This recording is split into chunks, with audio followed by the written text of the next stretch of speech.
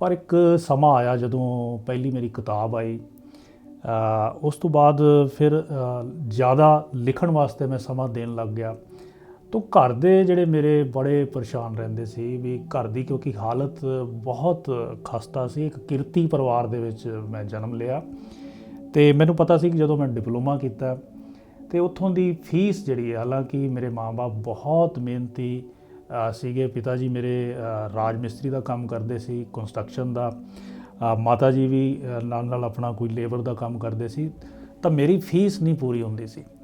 ਸੋ ਉਸ ਸਮੇਂ ਦੌਰਾਨ ਬੜਾ ਵੱਡਾ ਸਟਰਗਲ ਸੀ। ਰੇਡੀਓ ਤੋਂ ਮੇਰੀ ਸ਼ੁਰੂਆਤ ਹੋਈ। ਰੇਡੀਓ ਦੇ ਵਿੱਚ ਅੱਜ ਦਾ ਖੱਤ ਇੱਕ ਪ੍ਰੋਗਰਾਮ ਚੱਲਦਾ ਹੁੰਦਾ ਸੀ ਆਕਾਸ਼ਵਾਣੀ ਜਲੰਧਰ ਦੇ ਉੱਤੇ। ਉੱਥੇ ਮੈਂ ਲਿਖਦਾ ਹੁੰਦਾ ਸੀ ਅਤੇ ਉਹ ਉੱਥੇ ਨਾਮ ਬੋਲਿਆ ਜਾਂਦਾ ਸੀ, ਪੜ੍ਹਿਆ ਜਾਂਦਾ ਸੀ। ਪਰ ਵੱਡਾ ਮਸਲਾ ਇਹ ਸੀ ਫੀਸ ਦਾ, ਰੋਟੀ ਦਾ। ਉਹਦੇ ਲਈ ਫਿਰ ਮੈਂ ਨਾਲ ਨਾਲ ਉਹ ਕੰਮ ਕੀਤੇ ਜਿਹੜੇ ਕੋਈ ਸੋਚ ਵੀ ਨਹੀਂ ਸਕਦਾ।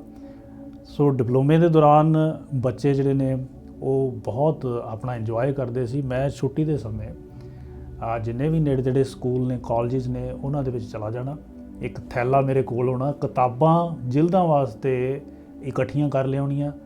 ਅਤੇ ਛੁੱਟੀ ਵਾਲੇ ਦਿਨ ਜਾਂ ਮੈਨੂੰ ਯਾਦ ਹੈ ਕਿ ਰਾਤ ਨੂੰ ਜਦੋਂ ਦੂਜੇ ਬੱਚੇ ਹੋਸਟਲ ਦੇ ਵਿੱਚ ਸੌਂ ਜਾਂਦੇ ਸੀ ਤਾਂ ਮੈਂ ਇੱਕ ਗਰਾਊਂਡ ਫਲੋਰ ਦੇ ਉੱਤੇ ਇੱਕ ਰੂਮ ਸੀ ਜਿੱਥੇ ਬਹੁਤ ਸਲਾਬ ਸੀਗੀ, ਉਹ ਕੋਈ ਨਹੀਂ ਲੈਂਦਾ ਸੀ, ਉਹ ਮੈਂ ਆਪਣੇ ਨਾਮ ਦੇ ਉੱਤੇ ਇਸ਼ੂ ਕਰਵਾ ਲਿਆ ਸੀ ਉੱਥੇ। ਕਿਉਂਕਿ ਆਵਾਜ਼ ਨਹੀਂ ਆਉਂਦੀ ਸੀ, ਕਿਉਂਕਿ ਉਹ ਜਿਲਦਾਂ ਕਰਨ ਲੱਗਿਆਂ ਹਥੌੜੇ ਨਾਲ ਤੁਹਾਨੂੰ ਮੋਹਰੇ ਵੀ ਕੱਢਣੇ ਪੈਂਦੇ ਨੇ। ਸੋ ਮੈਂ ਰਾਤ ਨੂੰ ਦੇਰ ਤੱਕ, ਫਿਰ ਜਦੋਂ ਲੋਕਾਂ ਨੇ, ਬੱਚਿਆਂ ਨੇ, ਬਾਕੀਆਂ ਨੇ ਸੌਂ ਜਾਣਾ ਅਤੇ ਮੈਂ ਜਿਲਦਾਂ ਕਰਨੀਆਂ। ਔਰ 3 ਦੇ 3 ਸਾਲ ਮੈਂ ਆਪਣੇ, ਅੱਜ ਇਹ ਗੱਲ ਤੁਹਾਡੇ ਨਾਲ ਇਸ ਮਾਧਿਅਮ ਦੇ ਰਾਹੀਂ ਸਾਂਝੀ ਕਰ ਰਿਹਾ ਕਿ ਮੈਂ ਆਪਣੇ ਇੱਕ ਵੀ ਜਿਹੜੇ ਹੈ ਕਿਸੇ ਦੋਸਤ ਨੂੰ ਇਸ ਚੀਜ਼ ਦੀ ਭਿਣਕ ਨਹੀਂ ਲੱਗਣ ਦਿੱਤੀ ਕਿ ਮੈਂ ਨਾਲ ਜਿਲਦਾਂ ਵੀ ਰਾਤ ਨੂੰ ਕਰਦਾ ਔਰ ਕਿਹੜੇ ਵੇਲੇ ਮੈਂ ਵਾਪਸ ਜਾ ਕੇ ਵੰਡ ਵੀ ਆਉਣਾ। ਅਤੇ ਜਦੋਂ ਘਰ ਆਉਣਾ ਤਾਂ ਪਿਤਾ ਜੀ ਨੇ ਕਿਸੇ ਸੜਕ ਨੂੰ ਪੱਕੀ ਕਰਨ ਦਾ ਠੇਕਾ ਲਿਆ ਹੋਣਾ ਜਾਂ ਕੋਈ ਹੋਰ ਜਿੱਥੇ ਕੰਮ, ਉੱਥੇ ਕੰਮ 'ਤੇ ਵੀ ਮੈਂ ਪਹੁੰਚ ਜਾਣਾ। ਅਤੇ ਕਿਰਤੀ ਪਰਿਵਾਰ ਹੋਣ ਕਰਕੇ ਮੈਂ ਖੁਦ ਕਿਰਤ ਕਰਦਾ ਸੀ ਔਰ ਖੁਦ ਚੰਗਾ ਮਿਸਤਰੀ ਵੀ ਬਣ ਗਿਆ ਸੀ। ਮੈਂ ਮਤਲਬ ਮਕਾਨ, ਕੰਧਾਂ, ਇਹ ਸਾਰਾ ਕੁਛ ਬੜਾ ਵਧੀਆ ਤਰੀਕੇ ਨਾਲ ਕਰ ਲੈਂਦਾ ਸੀ। ਸਾਰੀ ਮਿਹਨਤ ਜਿਹੜੀ ਹੈ ਮੈਨੂੰ ਭੱਠਿਆਂ ਦੇ ਉੱਤੇ ਜਿਹੜੀ ਜਾ ਕੇ ਇੱਟਾਂ ਵੀ ਥੱਪਣੀਆਂ ਪਈਆਂ, ਇੱਟਾਂ ਜਿਹੜਾ ਹੱਥ ਥੱਪਣ ਦਾ ਕੰਮ, ਉੱਥੋਂ ਕੇਰੀ ਕੱਢਣ ਦਾ ਕੰਮ, ਇੱਦਾਂ ਦੀ ਸਾਰੀ ਲੇਬਰ ਕੀਤੀ। ਤਾਂ ਮੈਨੂੰ ਇਹ ਦੱਸਦਿਆਂ ਫਖਰ ਮਹਿਸੂਸ ਹੁੰਦਾ।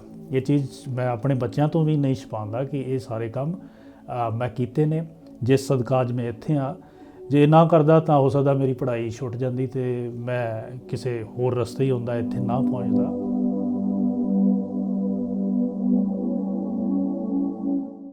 ਤੁਸੀਂ ਦੇਖ ਰਹੇ ਹੋ YouTube channel C-Tech Punjabi. C-Tech Punjabi ਦੇ ਵਿੱਚ ਤੁਹਾਡਾ ਸਵਾਗਤ ਹੈ।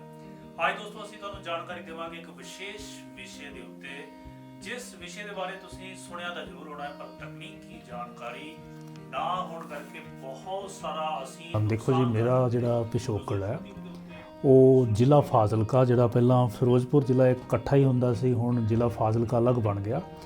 ਤਾਂ ਫਾਜ਼ਿਲਕਾ ਦੇ ਵਿੱਚ ਲਾਧੂਕਾ ਪਿੰਡ ਹੈ, ਬਿਲਕੁਲ ਬਾਰਡਰ ਦੇ, ਪਾਕਿਸਤਾਨ ਦੇ ਬਾਰਡਰ ਦੇ ਉੱਪਰ ਹੈ। ਉੱਥੋਂ ਦਾ ਮੇਰਾ ਜਨਮ ਹੈ ਅਤੇ ਮੁੱਢਲੀ ਜਿਹੜੀ ਵਿੱਦਿਆ, ਪ੍ਰਾਇਮਰੀ ਐਜੂਕੇਸ਼ਨ ਪਿੰਡ ਦੇ ਸਕੂਲ ਤੋਂ ਹੀ ਕੀਤੀ। ਫਿਰ ਮੈਂ 12ਵੀਂ ਜਮਾਤ ਉੱਥੋਂ ਹੀ ਕੀਤੀ ਅਤੇ ਉਸ ਤੋਂ ਬਾਅਦ ਇੱਕ JET ਐਂਟਰੈਂਸ ਟੈਸਟ ਦੇ ਰਾਹੀਂ ਮੈਂ ਡਿਪਲੋਮਾ ਇਲੈਕਟ੍ਰੋਨਿਕਸ ਐਂਡ ਕਮਿਊਨੀਕੇਸ਼ਨ, ਸੋ ਉਸ ਡਿਪਲੋਮੇ ਦੇ ਵਿੱਚ ਦਾਖਲਾ ਲੈ ਲਿਆ ਫਿਰੋਜ਼ਪੁਰ, ਗੌਰਮੈਂਟ ਪੋਲੀਟੈਕਨਿਕ ਫਿਰੋਜ਼ਪੁਰ। ਅਖੀਰਲੇ ਵਰੇ ਜਦੋਂ ਡਿਪਲੋਮਾ ਕਰਦਾ ਸੀ, ਉਦੋਂ ਤੋਂ ਹੀ ਇੱਕ ਜਿਹੜਾ ਸ਼ੌਂਕ ਪੈਦਾ ਹੋ ਗਿਆ ਕਿ ਪੰਜਾਬੀ ਜ਼ੁਬਾਨ ਦੇ ਵਿੱਚ ਮੈਂ ਕੁਛ ਕਰਨਾ ਹੈ।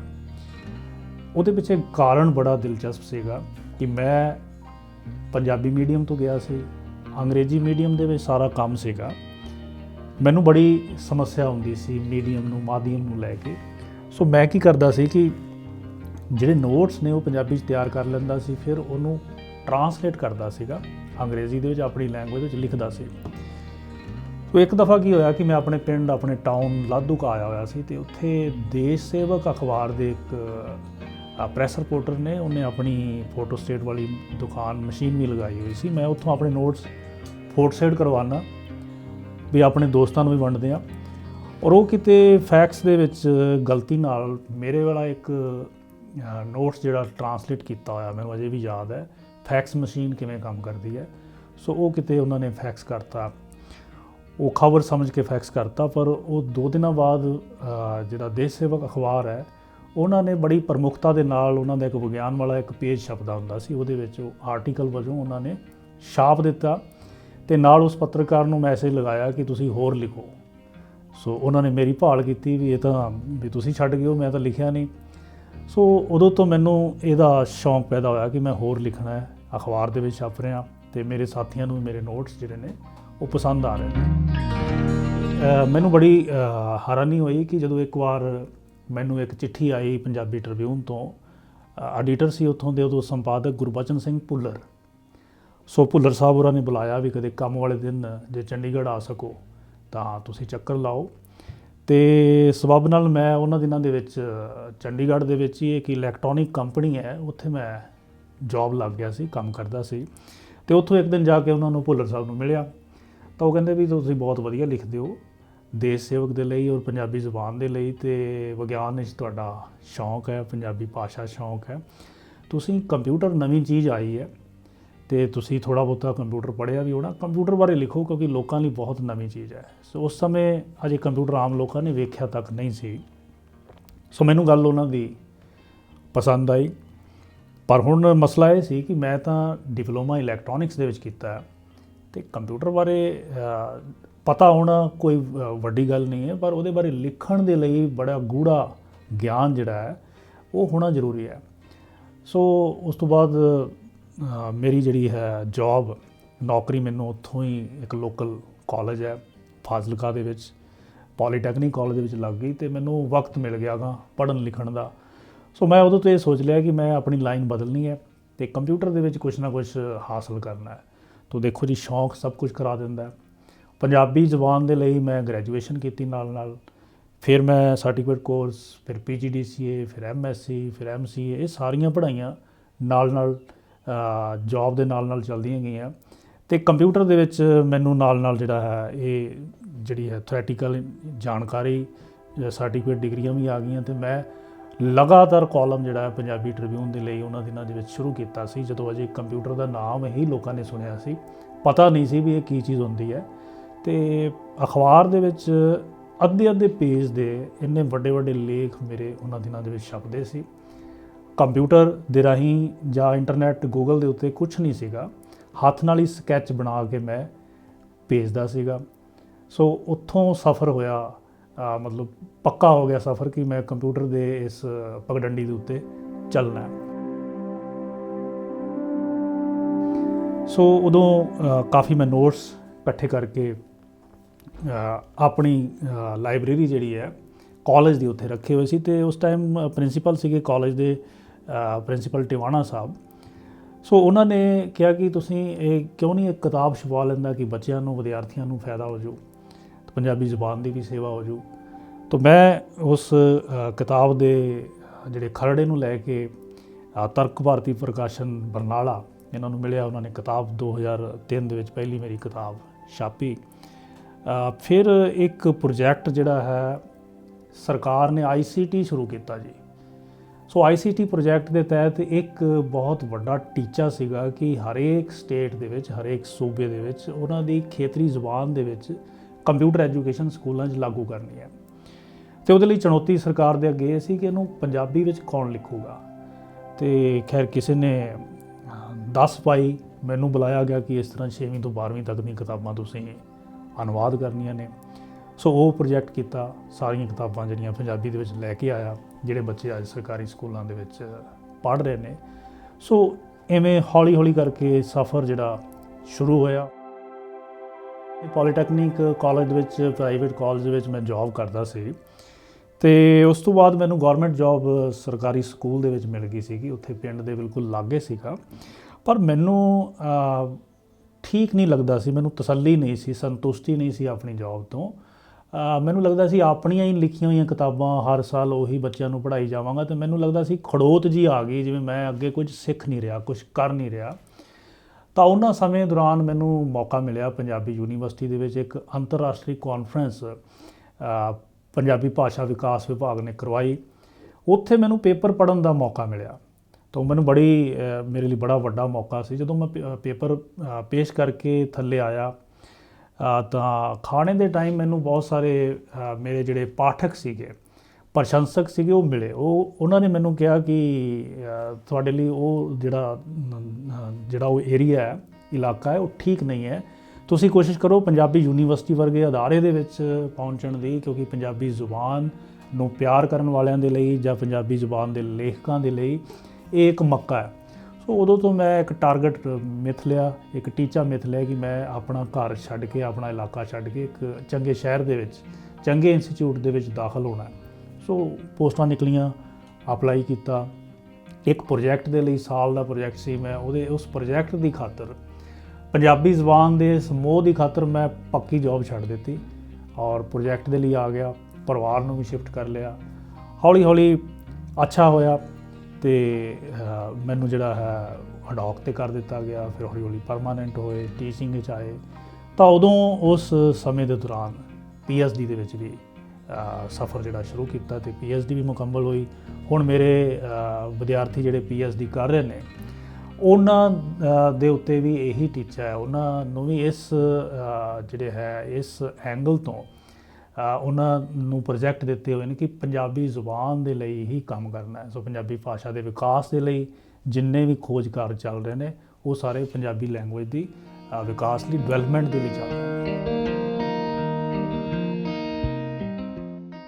ਅਲੱਗ-ਅਲੱਗ ਪਬਲਿਸ਼ਰਸ ਤੋਂ ਕਿਤਾਬਾਂ ਮੇਰੀਆਂ ਇਸ ਤਰ੍ਹਾਂ ਛਪਦੀਆਂ ਰਹੀਆਂ ਅਤੇ ਹੁਣ ਤੱਕ 30 ਦੇ ਕਰੀਬ ਕਿਤਾਬਾਂ ਮੈਂ ਲਿਖੀਆਂ ਨੇ, ਪੰਜਾਬੀ ਜ਼ੁਬਾਨ ਦੇ ਵਿੱਚ ਲਿਖੀਆਂ ਨੇ। ਅਤੇ ਮੇਰਾ ਇਹ ਚਾਅ ਹੈ, ਮੇਰੀ ਇਹ ਇੱਛਾ ਹੈ ਕਿ ਜਿਹੜੇ ਪੇਂਡੂ ਖਿੱਤੇ ਨਾਲ ਸੰਬੰਧਿਤ ਪਾਠਕ ਨੇ, ਪੰਜਾਬੀ ਨੇ, ਜਿਹੜੇ ਪੰਜਾਬੀ ਭਾਸ਼ਾ ਨੂੰ ਪਿਆਰ ਕਰਦੇ ਨੇ, ਜਾਂ ਉਹ ਪਾਠਕ ਜਿਹੜੇ ਅੰਗਰੇਜ਼ੀ ਦੇ ਵਿੱਚੋਂ ਕਮਜ਼ੋਰ ਨੇ ਅਤੇ ਇਸ ਟੈਕਨੋਲੋਜੀ ਦੇ ਬਾਰੇ ਨਹੀਂ ਪੜ੍ਹ ਸਕਦੇ, ਨਹੀਂ ਜਾਣ ਸਕਦੇ, ਤਾਂ ਉਹਦੇ ਲਈ ਇੱਕ ਬਹੁਤ ਵੱਡਾ ਇੱਕ ਖੱਪਾ ਸੀ, ਇੱਕ ਗੈਪ ਸੀਗਾ। ਅਤੇ ਮੇਰਾ ਇਹ ਸੁਪਨਾ ਹੈ ਕਿ ਮੈਂ ਉਸ ਗੈਪ ਨੂੰ ਜਿਹੜਾ ਉਹ ਆਪਣੀ ਜ਼ੁਬਾਨ ਦੇ ਰਾਹੀਂ, ਆਪਣੇ ਪੰਜਾਬੀ ਮਾਧਿਅਮ ਦੇ ਰਾਹੀਂ ਟੈਕਨੋਲੋਜੀ ਬਾਰੇ ਲਿਖਣਾ, ਟੈਕਨੋਲੋਜੀ ਬਾਰੇ ਰੇਡੀਓ ਵਿੱਚ ਪ੍ਰੋਗਰਾਮ ਦੇਣੇ ਨੇ, ਟੈਕਨੋਲੋਜੀ ਬਾਰੇ YouTube ਦੇ ਉੱਤੇ ਦੇਣੇ ਨੇ। ਇਹੀ ਮੇਰੀ ਇੱਛਾ ਸੀ ਅਤੇ ਅੱਜ ਬਹੁਤ ਪਿਆਰ ਮਿਲ ਰਿਹਾ ਪਾਠਕਾਂ ਵੱਲੋਂ, ਵੀਵਰਸ ਦੇ ਵੱਲੋਂ। ਅਤੇ ਇਹ ਟੈਕਨੋਲੋਜੀ ਜਿਹੜੀ ਹੈ ਆਪਣੀ ਜ਼ੁਬਾਨ ਦੇ ਵਿੱਚ ਘਰ ਘਰ ਪਹੁੰਚ ਰਹੀ ਹੈ। ਜਦੋਂ ਅਸੀਂ ਨੈੱਟ ਬੈਂਕਿੰਗ ਕਰਦੇ ਹਾਂ, ਜਦੋਂ ਅਸੀਂ ਇੰਟਰਨੈਟ ਦੇ ਉੱਤੇ ਬੈਂਕ ਦਾ ਸਾਰਾ ਕੰਮ ਕਰਦੇ ਹਾਂ, ਅਤੇ ਉਹਦੇ ਲਈ 2-3 ਟਿਪਸ ਨੇ ਜਿਹੜੇ ਤੁਸੀਂ ਧਿਆਨ 'ਚ ਰੱਖ ਸਕਦੇ ਹੋ। ਕੰਪਿਊਟਰ ਵਿਸ਼ੇ ਬਾਰੇ ਪੰਜਾਬੀ ਦੇ ਵਿੱਚ ਲਿਖਣਾ ਬਹੁਤ ਵੱਡੀ ਸਮੱਸਿਆ ਸੀ। ਜਦੋਂ ਮੈਂ ਗੱਲ ਕਰਦਾ ਕਿ ਮੈਂ ਇੱਕ ਕਿਤਾਬ ਲਿਖੀ ਹੈ ਅਤੇ ਲੋਕ ਮਜ਼ਾਕ ਕਰਦੇ ਹੁੰਦੇ ਸੀ ਵੀ ਕੰਪਿਊਟਰ ਬਾਰੇ ਪੰਜਾਬੀ ਦੇ ਵਿੱਚ, ਇਹਦਾ ਫਾਇਦਾ ਕੀ ਹੋਏਗਾ ਲੋਕਾਂ ਨੂੰ। ਮੈਨੂੰ ਪਤਾ ਸੀ ਕਿ ਫਾਇਦਾ ਕੀ ਹੋਣ ਵਾਲਾ। ਮੈਂ ਹਮੇਸ਼ਾ ਇਹੀ ਦੱਸਦਾ ਸੀ ਕਿ ਜਿਹੜੀ ਟੈਕਨੋਲੋਜੀ ਦੇ ਬਾਰੇ, ਜੇ ਅਸੀਂ ਉਹਦੇ ਜਿਹੜੀ ਟਰਮੀਨੋਲੋਜੀ ਹੈ, ਜਿਹੜੀ ਤਕਨੀਕੀ ਸ਼ਬਦਾਵਲੀ ਹੈ, ਪਹਿਲੀ ਗੱਲ ਤਾਂ ਇਹ ਹੈ ਕਿ ਉਹ ਪੰਜਾਬੀ ਦੇ ਵਿੱਚ ਸਾਨੂੰ ਘੜਨੀ ਚਾਹੀਦੀ ਹੈ। ਸੋ ਅਫਸੋਸ ਦੀ ਗੱਲ ਇਹ ਹੈ ਕਿ ਇਹ ਚੀਜ਼ਾਂ ਸਾਰੀਆਂ ਬਾਹਰ ਬਣੀਆਂ, ਜਿੱਥੇ ਬਣੀਆਂ ਉਸ ਖਿੱਤੇ ਦੀ ਜ਼ੁਬਾਨ ਦੇ ਵਿੱਚ ਉਹਦੇ ਸ਼ਬਦ ਘੜੇ ਗਏ।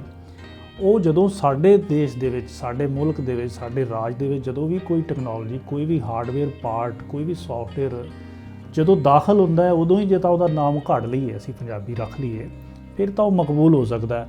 ਪਰ ਜਦੋਂ ਮੈਂ ਕੰਮ ਸ਼ੁਰੂ ਕੀਤਾ ਤਾਂ ਮੈਨੂੰ ਇਹ ਸਮੱਸਿਆ ਆਈ, ਕਿਉਂਕਿ ਉਸ ਸਮੇਂ ਤੱਕ ਲੋਕ ਜਿਹੜੇ ਨੇ, ਪੰਜਾਬੀ ਦੇ ਸ਼ਬਦ ਜਿਹੜੇ ਸੀ ਉਹ ਲੋਕਾਂ ਦੇ ਕੰਨੀ ਪੈ ਚੁੱਕੇ ਸੀਗੇ, ਤਾਂ ਉਹ ਸ਼ਬਦ ਛੱਡਣੇ ਔਖੇ ਸੀ। ਉਸ ਕਰਕੇ ਮੈਂ ਇੱਕ ਤਰੀਕਾ ਅਪਣਾਇਆ ਕਿ ਜ਼ੁਬਾਨ ਪੰਜਾਬੀ ਦੇ ਵਿੱਚ, ਪੰਜਾਬੀ ਮਾਧਿਅਮ ਦੇ ਵਿੱਚ ਉਹ ਗੱਲ ਨੂੰ ਸਮਝਾਉਣਾ।